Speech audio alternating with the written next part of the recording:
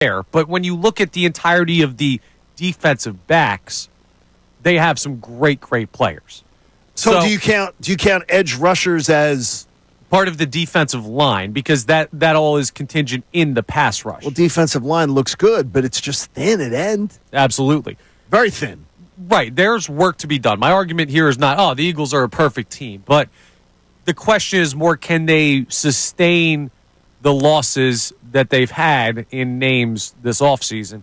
And I think if you get caught up in the names that are gone, you're going to be a lot more worried than when you look at like what the team has. Like offense, they're totally fine everywhere until they decide whether or not they're moving on from Dallas Goedert. And if they choose not to, they're perfect. But they're fine everywhere.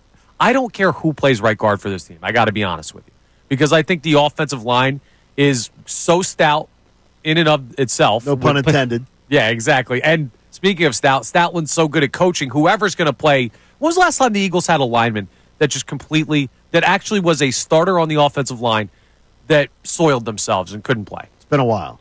So I have faith that that's going to work out. So the offense is totally fine. All position groups accounted for, besides maybe tight end, and we'll see what that looks like. Tight end is as thin as it gets, right? Well, if Dallas Goedert's gone, but we don't know that yet. He's gone. Can we just declare it dead? Can we toe tag the body? No time of death yet. He's made it. He's coding. Is it better for him? There's a possibility that he can come here for the last year, rework his cap hit lower, take a pay cut because it's going to pay off next offseason when he's a free agent. I'm going to tell you right now that the Eagles telegraphing that they were shopping him this wide, I don't think there's any ways back. So are you giving the JK guarantee, the 100%, that Dallas Goedert will not be on the Eagles? Yeah, I think he's gone. Okay. I think he's gone. Listen, I think so as well. I don't want him to necessarily be gone, but I don't want to pay him a $12 million cap hit's ridiculous. And I don't know that I want to extend him much past. He's hurt every single year. He's the old lady on the Life Alert commercial. Yeah, you're going to pencil in 3-4 games a year that a young guy in the prime of his career has not been available to. And you don't even necessarily miss him when he's not there, and I'm not saying he's soft. I'm not telling you he's soft. No, just he's not had injuries. He's not wearing 21. He's going out there. I'm just teasing. He's going I knew we'd get the reaction. He is out there. I think he's trying to I think his body's broken down on him. Yeah, it's tough to play that position, especially when guys go low on you all the time and try to take out the knees. He's not had like he has to take back-to-back weeks off. Dallas Goedert. It's not like he's playing in the NBA. Do you guys worry about the linebacker room at all? That's probably the one spot where you could argue it's a position group where they're weak.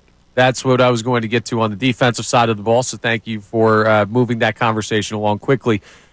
If Zach Bond is your starting middle linebacker, and he will be, I don't know who's... He better be. I don't know who's starting next to him right now. Kobe Dean may not be ready for the start of the season. We don't know yet. We'll find out as we get into camp and what his recovery process looks like. You lost Thorin Burks in free agency.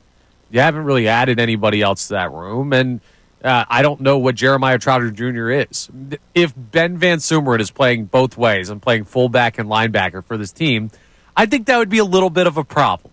All due respect to Andrew DeCecco, who loves Ben Van Sumeren, who we'll talk to DeCecco later on in the week. I don't really see the linebacker room as strong enough right now. But outside of that, I can make an argument that you have multiple plus players at every position group on the team. Multiple plus. Yes. Besides tight end, besides linebacker. Think about it. Running back. Okay, defensive end. Absolutely. Multiple? Listen, I'll tell you that you're looking at Nolan Smith isn't plus yet. After this postseason, Nolan Smith had a marvelous run. Nolan Smith was also invisible for a lot of 2025, and he was slow on the uptake. It took a year and a half for him to make an impact. Also, remember, we're doing groups, so no, I got you. Line. So Jalen Carter. All right, okay, so you're keeping it as line. What about safety? Are you going whole secondary on that one? Secondary, defensive backs group, because these guys work in tandem. Well, the whole secondary makes sense. Yeah, exactly. Sense. It's not going to be last year where you have guys that are Pro Bowlers at every position. But you need to look at it and say, how many, if you supplanted this Eagles team back in, I don't know, let's call it 2014.